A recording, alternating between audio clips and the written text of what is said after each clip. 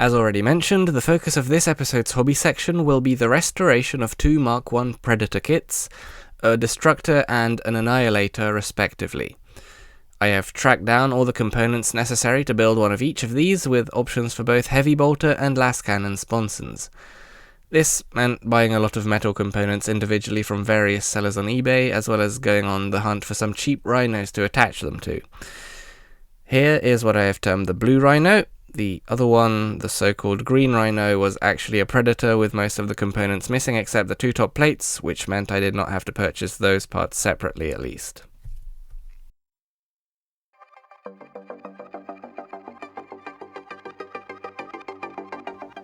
I don't have a lot of footage of the blue rhino pre-stripping, and I wish I'd honestly kept the camera rolling while I was stripping it, because, well, it had a fair few surprises. So, underneath the blue layer, that was the one that was obvious, there was a red layer as well.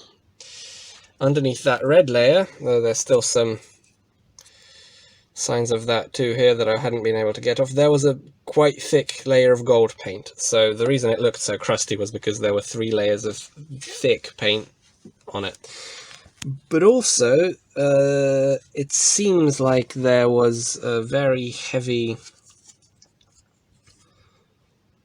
or very strong solvent in the spray undercoat that was used, because some of the parts have been melted. As you can see, this is the one that was on the bottom. It's pretty smooth. The one that were the top hatches, not so much. You can see it's kind of melted. The front plates here also show signs of the same damage. Also, the transfers seem to be melted to the plastic. Right, what else? I have fully magnetized the sponsons. So, magnet in there, magnet here. That can also have a heavy bolter put in. This lascannon was a miscast. I've got a couple of images of how I fixed that there. I essentially, let me put this down. I've got a camera in one hand, so this will be interesting. Let's set this aside. Essentially, what I did to fix it, I hope it's clear from the images, is cut down the middle. I gently bent away one side, used a file to thin it down a bit. I then bent it back. There was enough space for a thick piece of paper to fit in between the 2 halves, which I then glued in. And then I cut around it and put putty on either side. It's a lot more stable than just, trying to apply putty to an edge that's not been fully formed. Yeah, so I've not glued on the tops of these because I'm going to brush on some black on the inside just so that there's no angle from which bare metal can be seen once this is undercoated or painted. So I'll paint the insides of those black first, and then of course I'll glue the top on, do the gap filling that is necessary, and then the whole thing will be undercoated with a spray. Right, I've got the turret here. Of course, floppy turret syndrome is something these were prone to, being metal models. I didn't want to glue these in because I want the basic functionality to be there. These are, after all, toys in a way. I want to be able to play with these, so to speak, and aim the turret. So what I've done is I've embedded 2 magnets here, and there's also 2 magnets there, which mean it snaps back into position. And I've also got a bit of a card construct on the underside here to ensure that it doesn't flop down further under its own weight than I would like it to. Although, I mean, it is card, so you can force it and then repair it later if you really want to aim at someone directly in front of the the Predator. Yeah, so the magnetization of the cupola, as you can see here, it's not as stable as in the Destructor, but I would say this is still strong enough. I mean, I can't move the card. It's set solid due to all the super glue I used. And of course, it's not centered, but that's because the inside of this is not exactly a symmetrical construct either, and I had to fit the thick card in between the ridges on the inside of the turret. The turret cupola, the cupola, whatever. And of course, because it's magnetized, I can also take one of the drivers from the Vindicator I've also already painted. Fits snugly. Well, it fits snugly because I went around the edge with a knife like that and scraped it until it fit. The rim on this was a bit too thick to fit, but I mean, I didn't want to cut that down. So a bit of trimming on the inside of here was necessary, but I mean, that's not visible when the model is fully assembled, so it's not a problem. Yeah, another thing I intend to fix at some point, or maybe not, I don't know yet. You will know by the time the video ends, because I will have decided, is of course the metal cupola piece, or the metal cupola ring, is not exactly symmetrical. As you can see, let me use the file here. These are at an angle to each other, or rather not down the central axis of the cupola, which, you know, it bothers me, but I don't know whether I want to fix it or, you know, just use a knife and move these over a bit. I wouldn't touch the other ones, but move just these because these are the strongest offenders. I don't know whether to do that or just leave it because, you know, and leave it as an authentic piece, if you catch my drift. Now, of course, this used to be a Rhino, so it came with 2 of these front plates at the front, and it came with this at the back as the rear hatch. All that means is I've only got 1 of these to use in this kit. They do occasionally turn up on eBay for like £7 each, or maybe they'll be like £3, but you know, 30 extra for postage from America, so that's not exactly ideal. So obviously I had to find an alternative solution. Could have made this out of card, but I wasn't entirely confident I would be able to get the edges right. Obviously when you fold card or when you glue it, there's a visible edge. I didn't want that. So I recreated the rear hatch of the metal Vindicator kit out of card. Hang on, let me try to get this into frame somehow. Here's a comparison. Obviously I worked from the real piece. I had that as reference. I'm fairly confident this is accurate. Though a bit more symmetrical than the actual one, of course. So yeah, that will go here at the back. I don't feel like this is too much of an anachronism, considering after the release of the Metal Vindicator kit, if I so wished, I could have mail ordered one of these plates anyway, if I was unsatisfied by using one of these as the rear hatch. Although there is that. Let me try to get this into frame while holding the camera in one hand. So, yep, as you can see there is the option to. Fuck. Let me try and hold it in my other hand. I'll figure out what. There was considerably less work with the Predator Destructor. This essentially came as a Predator without the turret or the sponsons, so I already had the top plates that I didn't have to purchase as bits, and it was only covered in a single layer of Dark Angel's green spray undercoat, which, I mean, the harsh solvent still has done some melting damage. The older colour sprays seem to have been a bit more prone to reacting with the plastic, let's say.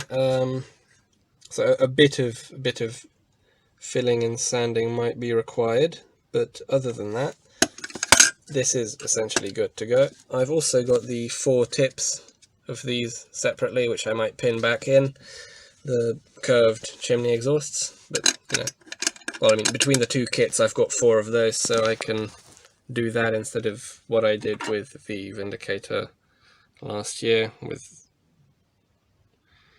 the pen nibs. Yeah, so sponsons are also magnetized on this one. Of course, I've not glued the top yet, so this is still prone to falling apart. Hang on, let's see. As you can see, I can alternate between the 2 weapons whenever I want, because of course the Destructor also has the option to take glass cannon sponsons, not just heavy bolters. Most of the work in this, of course, went into solving the floppy turret gun syndrome, which now isn't a problem. Similar solution to the Annihilator, of course. But in this one, the magnet mount is in the bottom, and I've also added magnets in on either end here, and of course the end there. Piece of card at the bottom is there to make sure it doesn't flop or point down further than it needs to. And then the top half was a bit more involved. First of all, I added this ridge here, which connects, as you can see in there, just because I wanted to avoid the unsightly gap behind the gun mount there. I mean, you could see through it. And then once I added the mount for the magnet to be able to exchange the cupola whenever I wanted, you know, once I added that, that was visible, and I didn't want that to be visible. The shape of this lends itself to a bit more stable reinforcement. I used 2 pieces of sprue and a piece of card at the top there so that the magnets don't clack against each other. But yeah, so I've done this,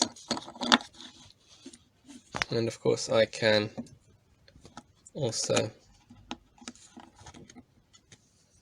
put him here if I want, or the other commander. Essentially, I bought the part. Essentially, I scavenged together the parts for 2 Predators, but I only have 1 of these.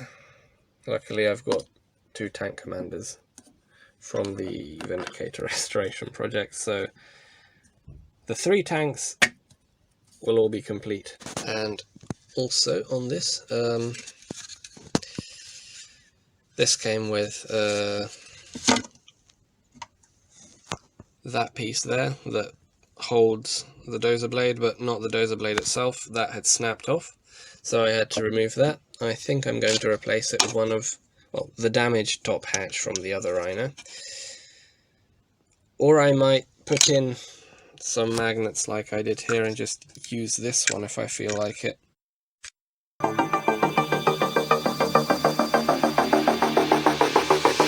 I have decided to do another section on painting tanks in this video, as I believe I can do a better job than previously. Unfortunately, this idea occurred to me after I'd already started work on both tanks. I shall thus demonstrate the first couple of steps on this separate component, and then move on to demonstrating everything else on the Annihilator. Being the base coat and the recess shade stages, they're not exactly specific to the models in question, so I thought, you know, better that than nothing. Following a black rattle can undercoat, lacking an airbrush, I first base coat the model with a large flat brush using multiple thin coats of Coat D'Arms Marine Blue. I have developed what is, as far as I can tell, my own technique for recess shading using contrast paints and water, similar in application to an oil wash. First, I moisten an edge with just water, and then apply a spot of contrast paint in a corner or the middle of an edge and watch it spread through the water. In this case, I'm using Addendum blue, though sometimes I also mix it with skeleton horde to give the model I'm painting a grimier effect.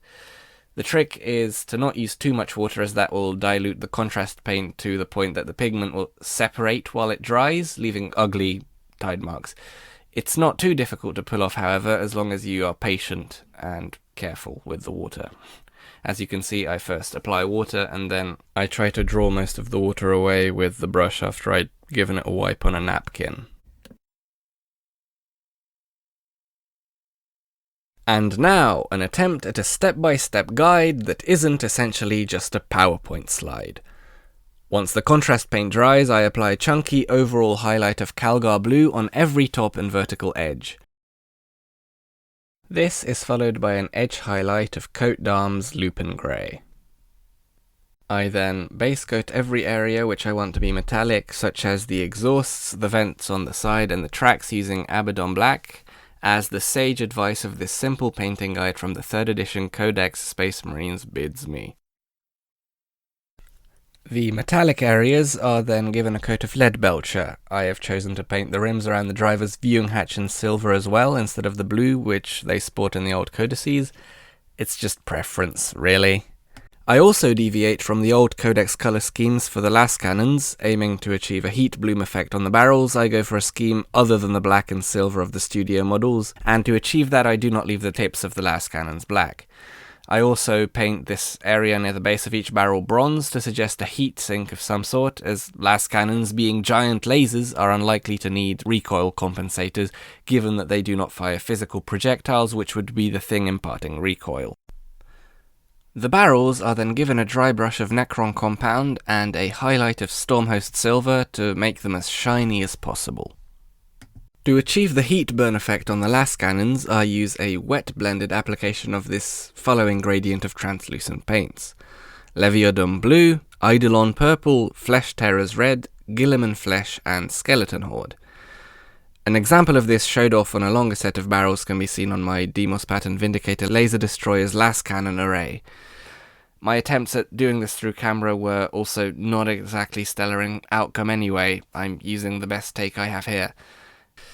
Yes, a purple contrast paint such as Shaiish purple would certainly work better, but I work with what I have at hand. The Eidolon purple dries a lot more glossy than the contrast paints, and reacts differently to mixing than two contrast paints would react with each other while blending, so it requires a lot more effort and a coat of contrast medium once dry to even out the shininess of the paints. If you have a purple contrast paint, use that. This part of the video is more a commentary on how I've done it rather than an instructive part of the tutorial. So here are the finished las cannons after some considerable work off camera, but the technique I used wasn't different. I just needed more time and attention, and also, not to look at what I'm doing through a camera. So, most of the recording work, both audio and video for this, was done in April and May of this year. In the interim, I have since spent the £4.75 and gotten myself a bottle of Shaiish purple. It is now December, and I still haven't painted the other two las cannons, so might as well try.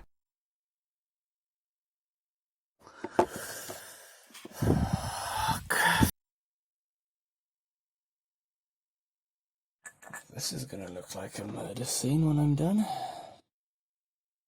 Good luck explaining the blood red stain on the fucking table.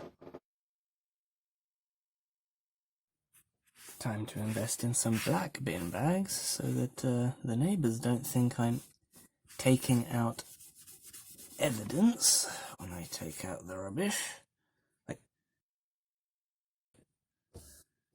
No, I promise you it's not real blood. Caught red-handed. Well, I guess after all that, a comparison is in order. These are the ones I painted first with the clear Eidolon purple airbrush paint. These are the ones I painted with Shaiish purple. After tidying up any spillages onto the supports below the barrel which I intend to remain silver, these supports are washed with Nuln Oil. The heat sinks are then highlighted with Sycorax bronze. This could have been done prior to the heat bloom, but I forgot to do so, and inserting the footage out of order would have raised more questions as the heat burn would have appeared before the quite lengthy section on it being applied. Meanwhile, the metal areas elsewhere on the tank are given a highlight of Iron Hand steel washed with Nuln Oil, and then given a highlight of Runefang steel and Stormhost silver at the highest points. For the areas which remain black, such as the casing of the heavy bolters, I dry brush over the black first using Games Workshop Corvus Black, then Coat d'Arms Iron Grey, followed by a light dry brush of Mechanicus Standard Grey, an edge highlight of Dawnstone, and then finally a wash of Nuln Oil as a finishing step. This is roughly the stage at which I move on to applying transfers. I personally find iconography and vehicle markings particularly interesting and important, so I tend to vacillate a lot before settling on what will be applied where. The obvious choices are of course the Aquila on the front panel, the company badge, and the Devastator insignia.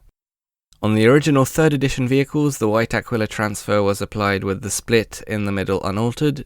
I would prefer the Aquila to be a unified whole, like in this piece of artwork, so I take extra time to cut along the edge of each half and align them on the model. I tend to use the round end of a brush to help aligning transfers on a model. It provides more grip, and as long as there's enough water under the transfer, it should not tear. The tear in this transfer actually happened because of a crease in the transfer sheet while still dry. In terms of company badge choice, I am attaching this vehicle to the 9th Devastator company. The studio models have often been attached to the 2nd, and in fact the way the whole company badge thing works has changed several times over the years. This shall perhaps be the subject of its own video at some point, but what is important right now is that I have resorted to printing my own company badges, as the large transfer sheet Games Workshop sold back in 2015 to 2016 is half a decade out of production. Hey, that's the title of this series! As this was printed onto clear waterslide transfer paper, I first apply a couple thin layers of white scar to the area the transfer will be applied to. While that's drying, I add the Devastator insignia to the other side. The old vehicle designation symbols which used to go on the top of the side hulls have fallen out of use decades ago, and I want the vehicle's battlefield roles to be apparent at first glance. You'll also notice that I placed the Devastator symbol where the company badge would go if we were to follow the example of the 2nd and 3rd edition codices. I placed the company badge on the opposite side to the practice of the 90s to be in line with the more current placement. To prevent the transfers from silvering, which is what happens when a transfer doesn't adhere properly to a model and you can see the outline of the waterslide film like this, I use microsol to adhere them to the surface of the paint underneath more thoroughly. I find this allows me to skip the gloss varnish that is often recommended to be applied under transfers to help them stick completely flat against a smooth surface. I also apply an Ultima symbol to the side of the turret and make use of microsol again to ensure that it adheres to the curved surface without creases or needing to make relief cuts. I paint around the badge in the original colour of the hull to cover up the remaining white paint, and after the microsol has dried, I apply a coat of contrast medium straight from the pot over it, covering the surrounding area. I prefer to use contrast medium over Storm Shield as there's less of a difference in the sheen of the surface in comparison to the surrounding paint when it dries. The rear hatch is next. Instead of layers of white paint, I use white waterslide film from the edge of another custom transfer sheet I printed. I then add 2 stripes of checkers from the Horus Heresy Ultramarines transfer sheet on the top and bottom edge of this white stripe. The vehicle's designation number, in this case 3, goes on the other side of the rear hatch. And finally I apply an Ultima in the colours of the 9th company. Again, I use microsol to adhere them properly in place. I also decided to add an Ultima and a small Roman 3 numeral to the front plate on either side of the Aquila, taken from the Horus Heresy sheet once again.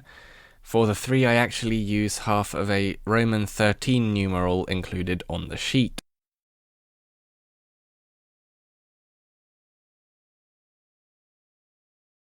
I also added some transfers to the sponsons, but the footage of me applying them got corrupted. I added a pair of halved ultimas to the sides and a pair of skulls to the rear. You will see them in later shots in this tutorial, and also you will see them in the showcase at the end of the video. Once the transfers are all set and varnished, it's time to move on to weathering, but first I quickly tidy up the seam where the 2 halves of the Aquila transfer meet with a bit of white scar. First, I use various mixes of contrast Black Templar, Leviathan Blue, Guilliman Flesh and Skeleton Horde heavily thinned with contrast medium to draw various streaks from the view hatch on the front plate. I also drew some streaks down the turret where I thought they made sense to exist. The next stage is chipping. To begin, I use an old busted up brush to stipple on some of the original blue base coat layer over the transfers. Making use of the same busted brush, I stipple patches of lead belcher around edges and areas I feel would see some wear and tear, as well as hinting at some impact damage from small arms fire which only damaged the paint layer of the vehicle. I then fill in the central areas of the lead belcher with a brighter silver paint, either Stormhost Silver or Runefang Steel, depending on just how shiny I want it to look. I'm trying to suggest that the oxidized top layer of the ceramite beneath the paint has also been worn away, exposing fresh metal underneath. This idea is taken from this Storm Talon painting guide from 2012, by the way. At this stage I do some of the remaining finer details, such as the view lenses on the turrets and cupola. I use a gradient from Elven Grey, coat of arms, to White Scar as a base layer, and then use some Orc Flesh contrast paint over it for a smooth, shiny green transition. The final stage of the weathering is to dirty up the tank, as it's not on a parade after just having been painted by the chapter's serfs, but on a battlefield. And battlefields aren't exactly renowned for their cleanliness. First, I apply a series of dry brushes of Rhinox hide, Dryad bark and Steel Legion drab over the bottom of the hull, the tracks, and any areas which I think might see dirt build up. But alas, this does not look dirty enough for my liking, so I mix my own mud colour weathering powder from some Boldmere Artist's Pastels.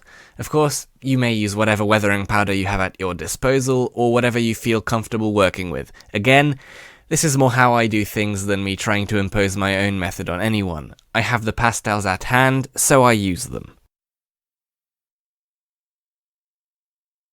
I dissolve the powder in water and apply it like a wash over the tracks, as well as some of the crevices on the bottom of the hull, the lower edge of the sides of the hull above the tracks, the bottom of the rear hatch, and the underside of the sponsons.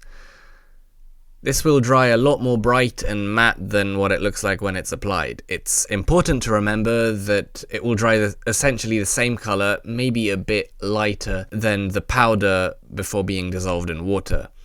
It will look rather patchy in places, but not to worry, as long as you only used water to dilute the powder, you can use a moist brush to remove some of the excess and draw the edges of the dirt into a more smooth transition. Once that's done, all it needs is a coat of your sealant of choice and the model is done. And now we've come to the part of the video where I feel like I'm about to run out of things to say.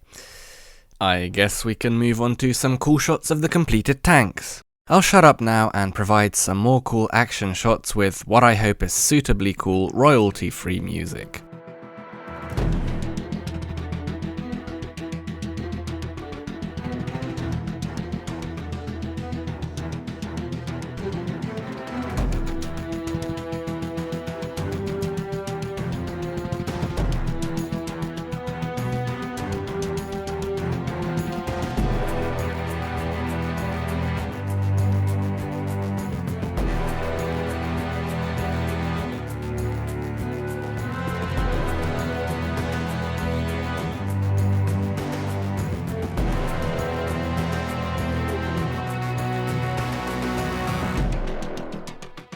Here's a shot with the 2 Predators and the Vindicator from last summer.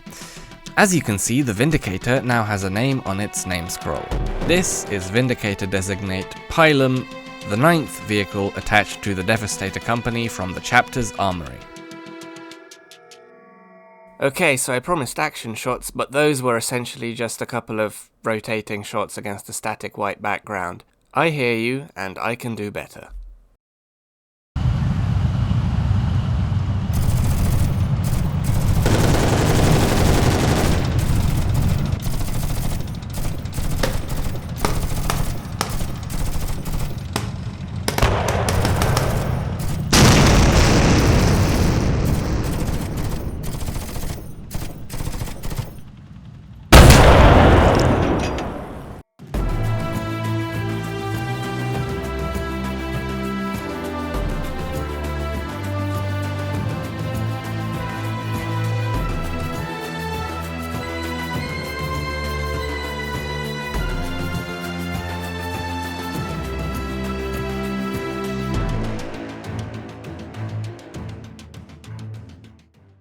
Right, thank you for watching everyone, you made it to the end, and this is where it devolves into my rambling outro. Now, you probably noticed there was no Baal Predator. Worry not that it's still in the works, but it won't be the next video up on the channel, that will be the next full episode of Out of Production instead. Now this isn't because my inner Smurf only wants to paint things blue, the next video will still be Blood Angels themed. But instead of painting another tank on the channel, I will be going back a further edition and looking at some interesting 2nd edition stuff for the Blood Angels. That is all I am willing to say at this moment.